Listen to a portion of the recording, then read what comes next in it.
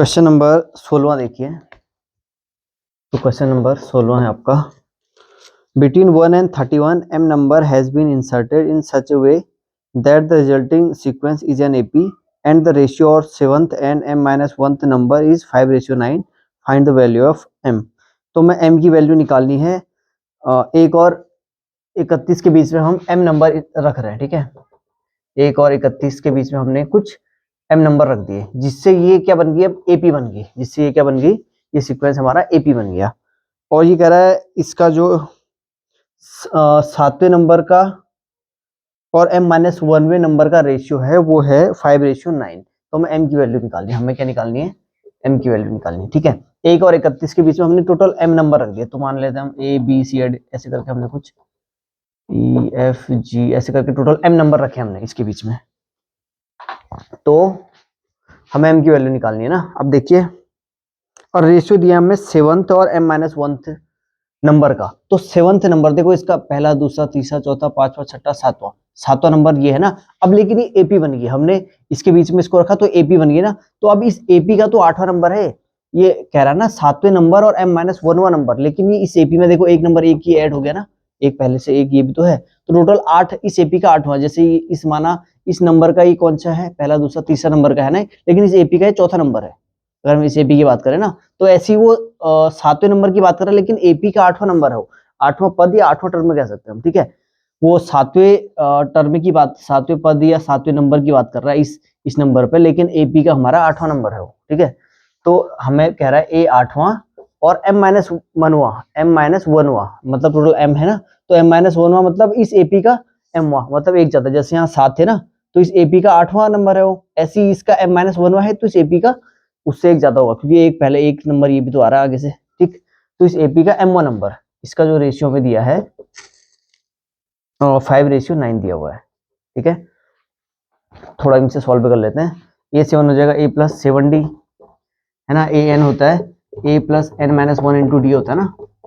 तो a 8 है, तो ये हो जाएगा a + 8-1d, तो a + 7d हो गया, ठीक। तो a + 7d और ये a + m-1d का रेशियो में दिया 5:9। और a फर्स्ट टर्म कितना है इसमें, a है फर्स्ट। तो a की जगह 1 रख दो, 1 + 7d अपॉन 1 + m-1d = 5:9। अब हमें m निकालना, लेकिन हमारे पास यहाँ d भी है। तो देखते हैं इसे हमें और क्या क्या दिया हुआ है। देखो इसमें हमें लास्ट पद दिया हुआ है, लास्ट जो टर्म है वो है 31। मतलब हम कह सकते हैं जो इसमें an वां पद है वो 31 है। लेकिन अब इसमें टोटल पद कितने होंगे, इसको हम क्या कह सकते हैं। देखो टोटल इसमें m, ये तो टोटल m संख्याएं है ना, यहाँ से यहाँ तक m नंबर है। तो एक नंबर ये है, एक नंबर ये है, टोटल कितने हो गए m+2। यहाँ से यहाँ तक अभी हमें पता नहीं है ना कितने नंबर है इसमें, लेकिन हमें ये पता है टोटल यहाँ से यहाँ तक जो हमने नंबर इंसर्ट करे वो m नंबर इंसर्ट करे, ठीक। m नंबर तो ये हो गए, एक नंबर और ये हो गया m+1, और एक नंबर और ये हो गया m+2। तो टोटल n नंबर कितने हो गए इस पे, m+2 नंबर हो गए।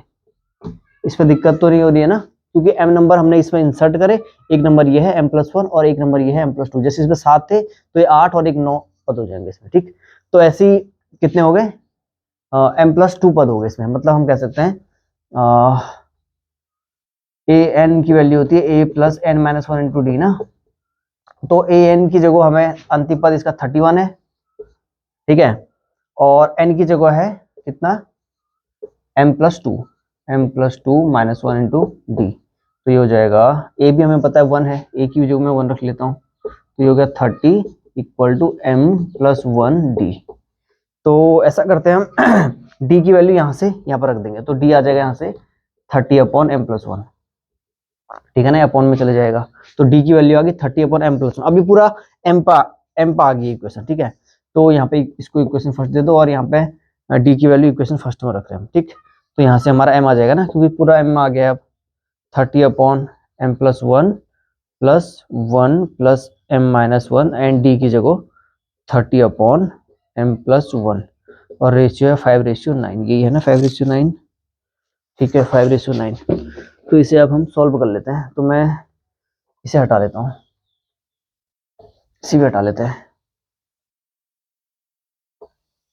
तो इसे हमने सॉल्व करना, देखो m+1 प्लस इसकी मल्टीप्लाई मैंने यहाँ कर दी, और ये कितना हो गया 7 या 21, 210/m+1, 210 अपॉन m प्लस 1 हो गया ना, इसकी मल्टीप्लाई यहाँ कर दी और इसकी अंदर कर दी, अपॉन में इसकी मल्टीप्लाई इससे करते हैं हम, तो m प्लस 1 और इसकी इससे करो plus 30m minus 30 upon m plus 1, ठीक है, इक्वल टू 5:9। ठीक है, यहाँ पे इसकी मल्टीप्लाई मैंने इससे करी ना, तो m प्लस 1 हो गया, ठीक, एंड इसकी इससे करी तो ये 210 हो गया, अपॉन में m प्लस 1 भी है, और नीचे हमने इसकी मल्टीप्लाई इससे करी m plus 1 plus 30m and minus 30 upon m plus 1 भी है, तो इससे ये कट गया, तो m प्लस 211 हो गया, इससे तो ये कट गया, एंड ये हो गया 31m माइनस 29, ठीक है, इक्वल टू 5/9। तो क्रॉस मल्टीप्लाई कर दो इसकी यहाँ इसकी यहाँ, ठीक, तो इसकी मैं इससे कर रहा हूँ, तो 5 5 3 15, तो 155m हो गया, एंड 29 इंटू 5 कर लो, 10 और 4 14 हो गया ना, तो 145 प्लस 145, ठीक है, एंड इसकी हमने इससे करी ना, अब इसकी इससे करो, इक्वल टू 9m प्लस 9 9 18, इसकी इससे कर दी, ठीक है। अब इसको इधर ले आओ, इससे इसको घटाएंगे तो 146 आएगा, है ना, 155 में से 9 गया, कितना हो गया 146, और इस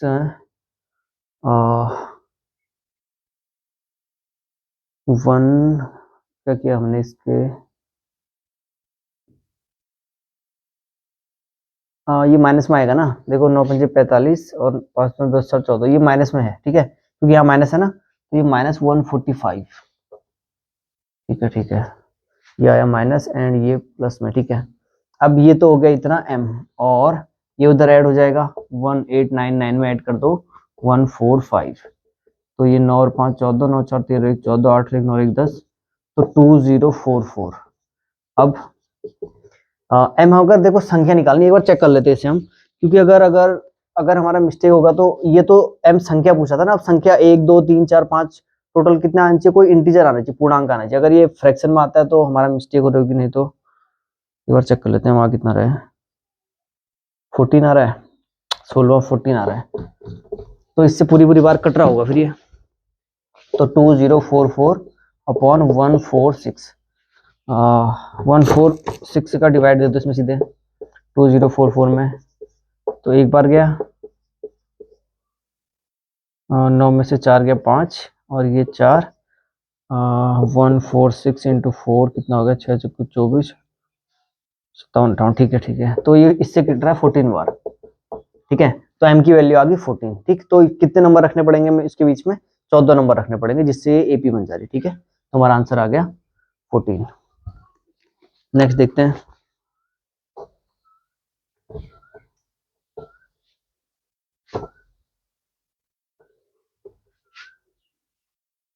क्वेश्चन नंबर 17 है आपका। A man started repaying a loan as first installment of ₹100 if the increases the installment by ₹5 every month, what amount he will pay in the 13th installment। तो एक जो आदमी है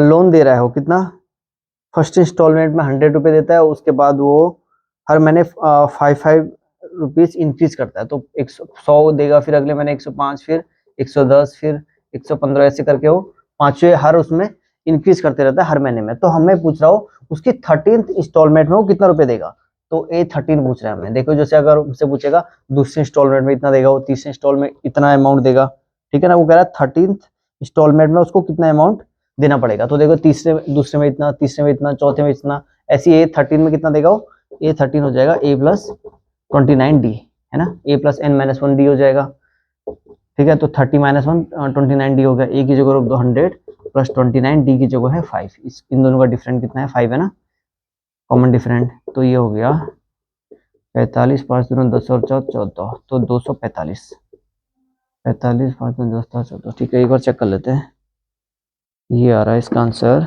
245 रुपीज, ठीक है। तो इतने रुपए उसको अपनी 13th इंस्टॉलमेंट में देनी पड़ेगी।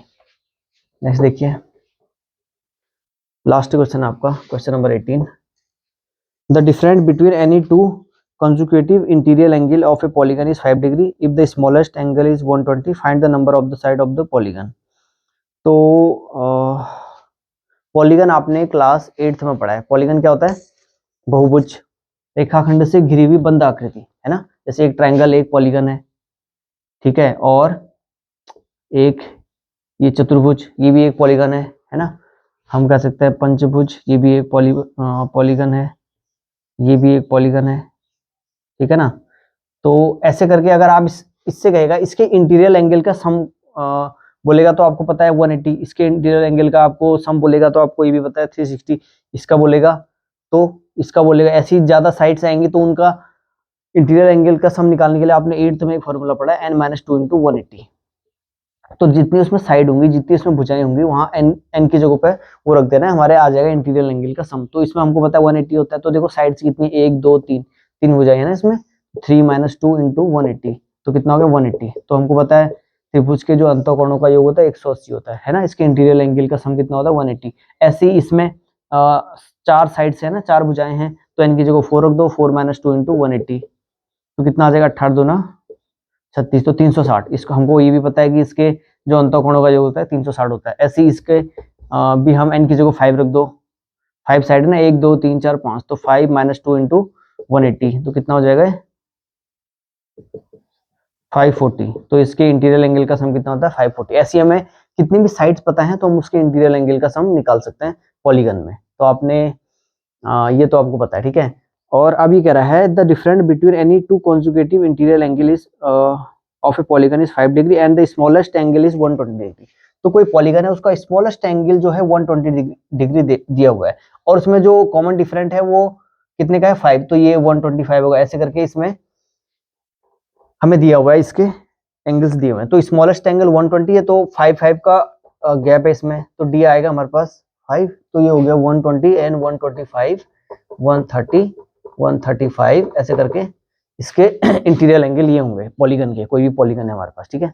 अभी हमें वो साइड पता नहीं कितनी साइड है, वही साइड हमें निकालनी है कि उस पॉलीगन में कितनी साइड होंगी। Find the number of the side of the polygon. तो ये तो हमें दिया हुआ है। अब हमें पता है ये एपी में है, तो इसका सम का फॉर्मूला हमें पता है SN = n/2 2a + n - 1 × d। तो n हमें निकालना है, एंड 2 a की जगह रख दो 120 प्लस n हमें निकालना है, एंड d की जगह रख दो 5, तो n/2 240 + 5n - 5, तो ये हो जाएगा n/2 235 + 5n, ठीक है। अब देखो ये भी सम का फॉर्मूला है और ये भी पॉलीगन के सम का फॉर्मूला है, ठीक है। तो इसको मैं इसके इक्वल कर सकता हूँ ना, ये इसके इक्वल, क्योंकि ये भी सम का फॉर्मूला है और ये भी उसके सम का फॉर्मूला है। तो ये इसकी वैल्यू में इसकी इक्वल कर लेता हूँ, n - 2 × 180। तो यहाँ से इसको सॉल्व कर लो, इसकी मल्टीप्लाई यहाँ करेंगे तो 360n - 18 दूना 36 दूना 72 हो गया, नहीं 720 बराबर ये हो जाएगा 5n²। इसकी मल्टीप्लाई इससे कर लो तो 5n² + 235n, ठीक है। अब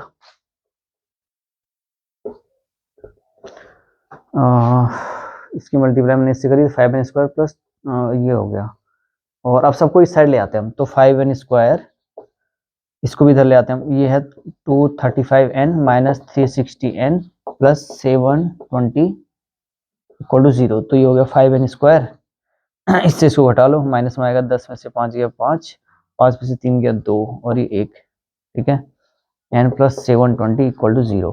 तो 5 सबसे सब में 5 का डिवाइड चला जाएगा ना, तो 5 कॉमन लेके हम 0.5 कर लेंगे, तो 5 हट जाएगा यहाँ से, तो 5 का इसमें 1 बार जाएगा और ये 25 बार जाएगा, और ये 5 × 20 और 5 × 20 144। तो ये हमारी द्विघात समीकरण बन गई ना। तो इसको हम थोड़ा सॉल्व कर लेते हैं, इसको मिटाते हैं, इसकी भी जरूरत है नहीं, इसको भी हटा लेते हैं हम। तो देखो फॉर्मूले का यूज कर रहा हूँ मैं, -b + -√b² - 4ac/2a। तो -b की जगह प्लस आ जाएगा ना, -× प्लस हो जाएगा, प्लस -b√b², b² मतलब 25 का square 625 B square minus 4ac, minus 4a की जगह 1 एंड c की जगह 144 अपॉन 2a, a की जगह 1 है, ठीक है। तो 25 प्लस माइनस ये हो गया 144 इंटू 4, तो और 625 में से 576 को घटा लो, 9 आ गया, और ये 11 में से 7 गया, 4 हो गया, तो 49 आ गया, रूट 49 अपॉन 2। तो 25 प्लस माइनस 7 अपॉन 2, तो एक तो आ जाएगा 25 plus 7 upon 2 and 25 minus 7 upon 2, ठीक है। तो ये आ गया 7 5 12, एक तो 16 आ गया, और ये 18, और ये हो गया 9। तो n की वैल्यू आ रही 16 और 9, एक बार इसे हम चेक कर लेते हैं। तो ये आ रहा है 9, ठीक है। कितने उसमें साइड्स कितने दिए, इसने 9 दिए ना, तो देखिए 16 क्यों नहीं होगा। अब ये तो आगे एंगल हमें इसको मैं ऐसा करता हूँ, इसको मिटा लेता हूँ। ये हमारे पास एंगल्स है ना, इंटीरियर एंगल 120 125 130 अप टू 1 ऐसे करके। तो अगर उसमें 9 साइड होंगी, 9 भुजाएं होंगी, तो A9, तो अगर उसमें मान लेते हैं हम 9 भुजाएं हैं, ठीक है, 9 साइड्स हैं, तो A9 की वैल्यू हो जाएगी A प्लस 8D, है ना। तो ये आ जाएगा A की जगह 120 प्लस 8 इंटू डी की जगह 5, तो ये आ रहा है 8 पंजे 40 160, ठीक है, ठीक है, 160 एंगल हो जाएगा अगर उसमें 9 भुजाएं हैं। और अगर उसमें 16 साइड्स हैं, 16 भुजाएं, तो A16 हो जाएगा A प्लस 15D, तो A की जगह रख दो 120 प्लस 15 इंटू डी की जगह रख दो 5, तो 120 प्लस 75 195। अगर उसमें 9 साइड्स है ना, तो जो इंटीरियर एंगल आ रहा है 160 आ रहा है, और अगर उसमें 16 साइड है, 16 भुजाएं, तो इंटीरियर एंगल 195 आ रहा है। अब देखो, जो पॉलीगन का इंटीरियर एंगल होता है ना, वो कभी भी 180 से ज्यादा नहीं होता है। अगर वो 180 से ज्यादा हो जाएगा तो पॉलीगन ही नहीं बनेगा वो, ठीक है।